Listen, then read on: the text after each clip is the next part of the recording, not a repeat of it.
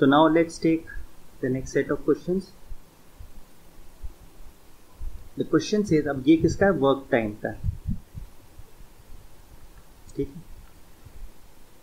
These are the questions which students generally find a little difficult to handle. ठीक है, थोड़े से मुश्किल लगता है लोगों को ये क्वेश्चंस थोड़े से. खैर ट्राई करते हैं, समझेंगे. तो he says 2 women and 5 men can together finish an embroidery work in 4 days. 2 women और 5 आदमी एक साथ काम करते हैं तो एक एम्ब्रॉयडरी वर्क 4 दिन में खत्म कर देते हैं. While 3 women and 6 men can finish it in 3 days. जबकि अगर 3 वुमेन लगाई जाएं और 6 आदमी लगाए जाएं उसी काम के लिए तो वो 3 दिन में ही खत्म कर देंगे. तो हमें क्या निकालना है, find the time taken by 1 woman alone to finish the work and also that taken by 1 man alone. तो एक लेडी उसी काम को कितने दिन में करेगी अगर वो अकेले करे, या एक आदमी उसी काम को अकेले करे तो कितने दिन में करेगा. ठीक है, मान लेते हैं let 1 woman takes x days to finish the work. अगर वो एक लेडी अकेले काम करें और पूरा काम निपटाना उन्हें तो कितने दिन लेंगी, x days. And let 1 man takes y days to finish the work. वही काम अगर एक आदमी अलोन काम करे तो y डेज में करेगा, मान लिया. तो पहली इंफॉर्मेशन क्या है, अच्छा वर्क टाइम प्रॉब्लम्स में सबसे इंपॉर्टेंट कॉन्सेप्ट क्या है, we always take 1 days work या 1 आवर वर्क या 1 मिनट वर्क जो भी दिया है. तो हमेशा हम लोग क्या करेंगे, x डेज में वो पूरा काम कर रही हैं एक वुमन, तो एक दिन में वो कितना कंप्लीट करेंगी work, in 1 day 1 woman completes how much work, completes how much work, 1 upon x work. x दिन में पूरा काम करती हैं तो एक दिन में कितना करेंगे, 1 upon x. जैसे अगर आपसे कहें कि आप एक रिवीजन करते हैं मैथ्स का, 10 चैप्टर्स करते हैं 20 दिन में, तो 20 डेज में आप कर रहे हैं 10 चैप्टर, तो एक दिन में कितना करेंगे 10 upon 20 हाफ चैप्टर यानी 1 upon करेंगे, दिस मच वर्क.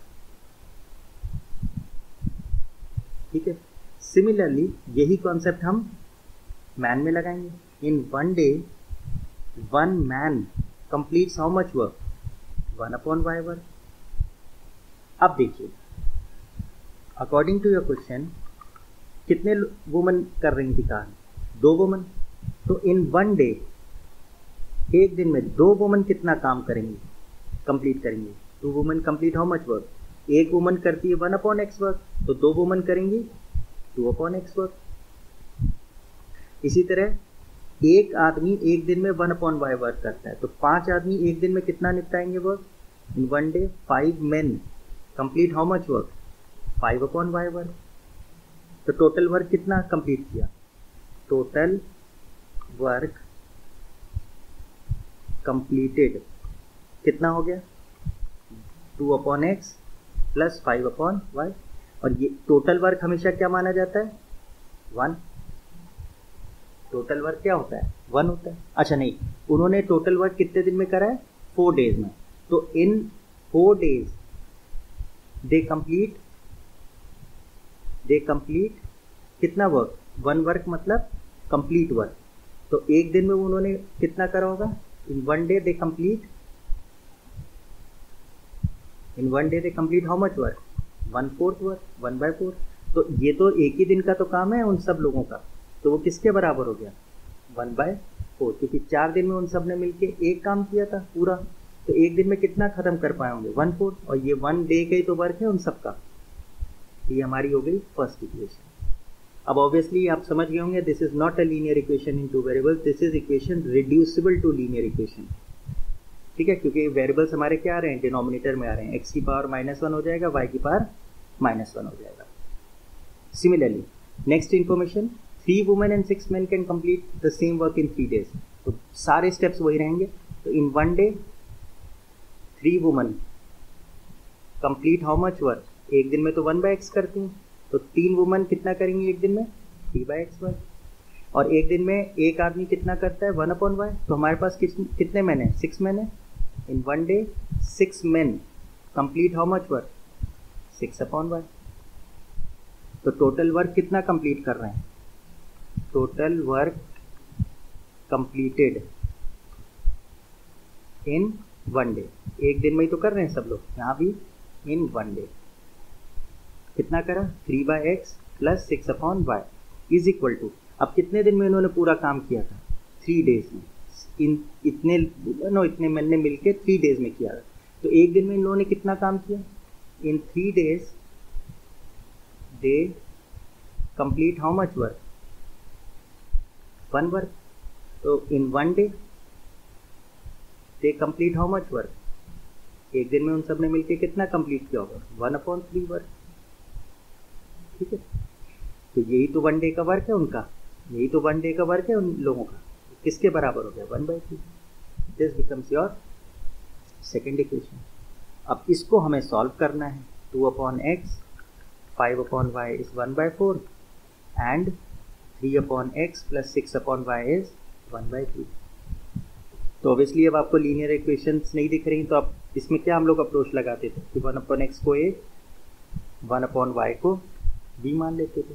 ठीक, क्या हो जाएगा, 2a प्लस 5b इज 1/4 और दूसरी इक्वेशन हो गई 3a प्लस 6b इज 1/3। तो इसको सिंप्लीफाई करें तो क्या आएगा, 8a plus 10b equals to 1 and 9a plus 18b equals to 1। तो इसको हम लोग किससे कर दें, एलिमिनेशन से कर दें। तो इसको कर दें 9 से और इसको कर दें 8 से, तो कितना आएगा, 9 8 से 72a plus 90b equals to 9 and 9 8 जा 72a, 18 8 जा 144b is equal to 8, minus कर दीजिए।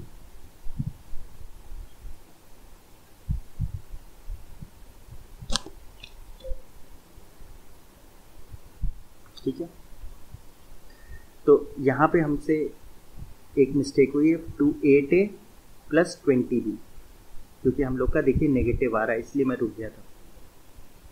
तो ये कितना हो जाएगा, 180। ठीक है, अब हम सब्ट्रैक्ट करेंगे तो ये कैंसिल हो गया and this gives you 36b is equal to 1, तो which means b is equal to 1/36। अब ये वैल्यू हम किसी भी इक्वेशन में रख दें to get the other variable a। तो 8a plus 20 into 1/36 is equal to 1, 4 5 जा 4, 9 जा, 8a प्लस 5/9 इज 1, तो 8a is equal to 1 minus 5/9 which is 4/9, 4 1 जा 4 2 जा, तो a कितना आ गया, 1/18। बट हमको a और b तो नहीं निकालना था, हमें तो x y निकालना था। तो हमने क्या रूल लगाया था, 1/x वॉज a, तो a कितना है, 1/18, तो x की वैल्यू क्या आ गई, 18। सिमिलरली 1/y क्या था, b था, और b की वैल्यू क्या थी, 1/36, तो y कितना आ गया, 36। यानी x क्या था, the number of days taken by one woman to complete the work.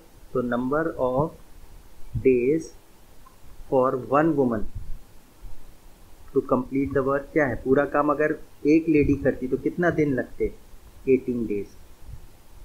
And number of days for one man to complete the same work would have been 36 days। तो ये क्वेश्चन थोड़ा सा आपको टफ लग सकता है, बट अगर आप स्टेप बाय स्टेप चलेंगे तो it will be very easy for you to understand. ठीक है, अगर नहीं समझ में आता इसको एक बार फिर से रिवाइंड करके देखेंगे। ठीक है, now we move to the next question. Now next question क्या कहता है,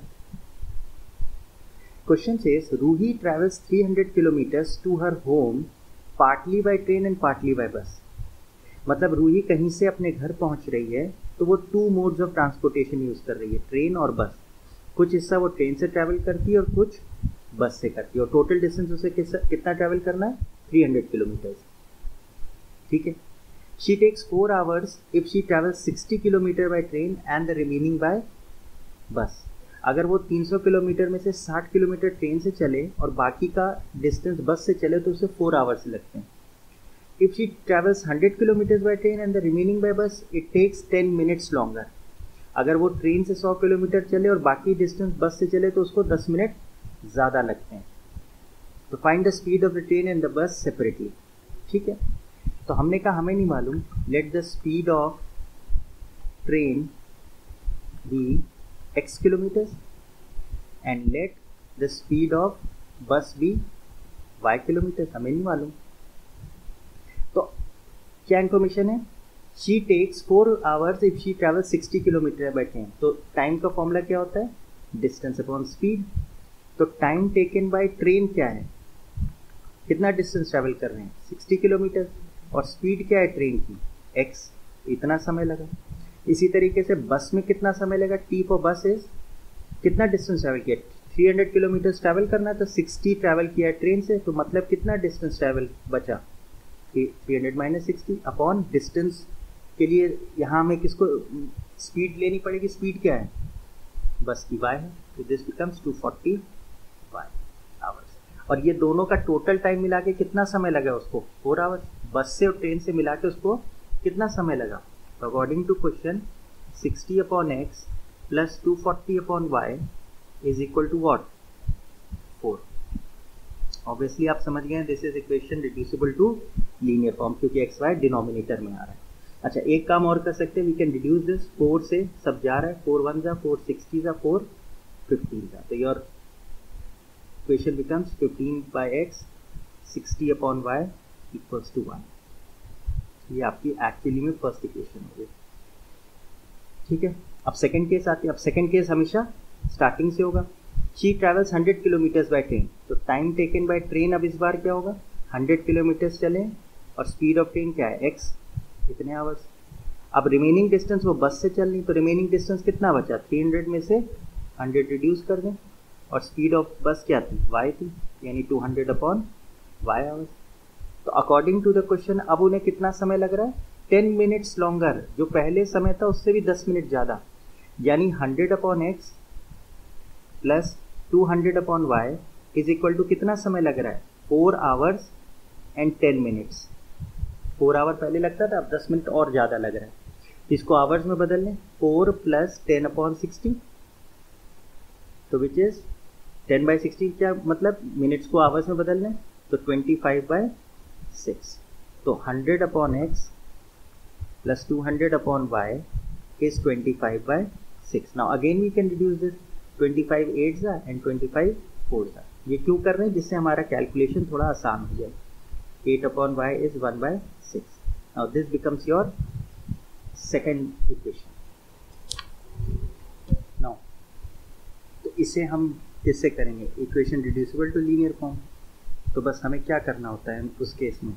लेट कर लेंगे 1 upon x को a एंड 1 upon y को b.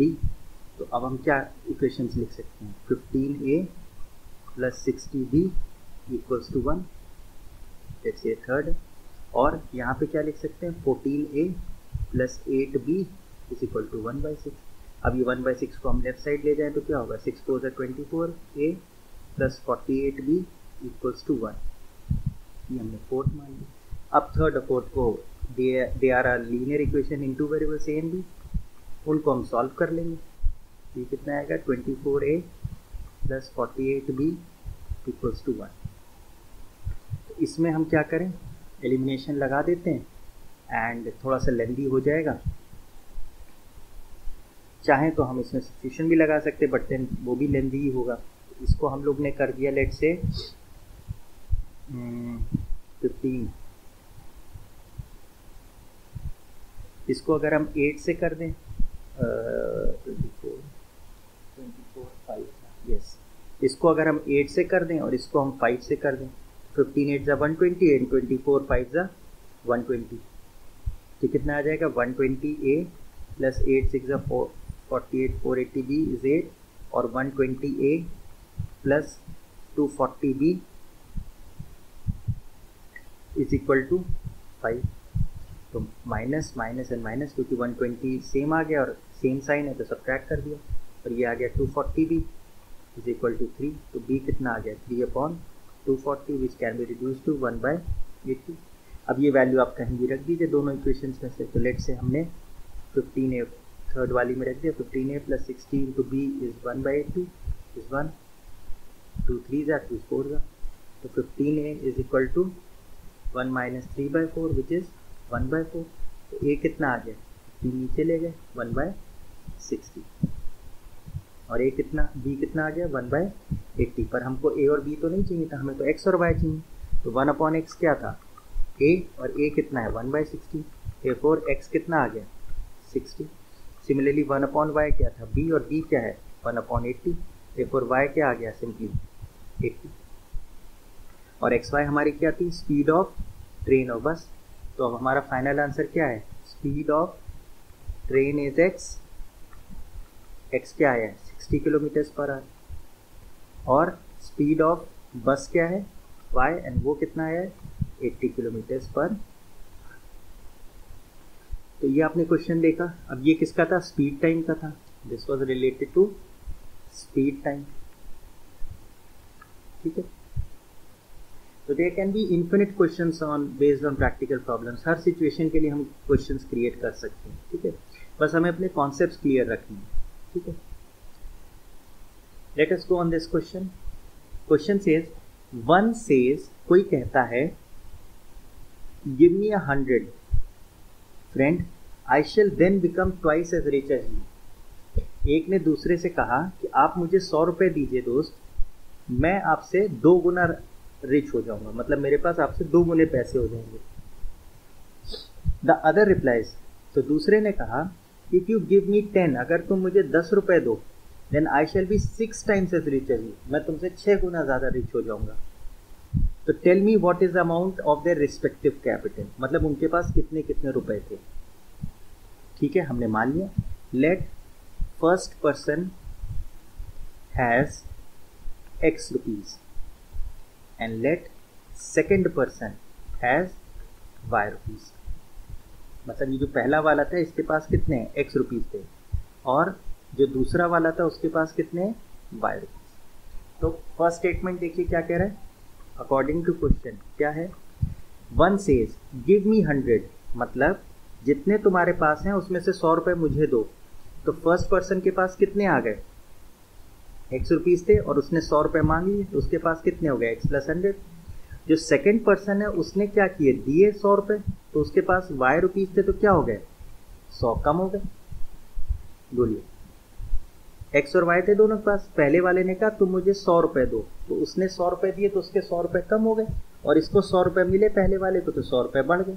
और ऐसा होने से क्या हुआ, one says give me 100, I shall become twice as rich as you. पहला वाला कह रहा है कि मैं तुमसे 2 गुना ज्यादा पैसा हो जाएगा, यानी पहले वाले के पास कितना है x + 100, and this is equal to how much, 2 times जो दूसरे के पास है। इसको हम सॉल्व कर लें, x + 100 इज 2y - 200। तो क्या लिख सकते हैं, x - 2y, इसको इधर ले और ये यहाँ ले जाए, तो माइनस का 100 और हो गया, तो -300। This is a linear equation in 2 variables.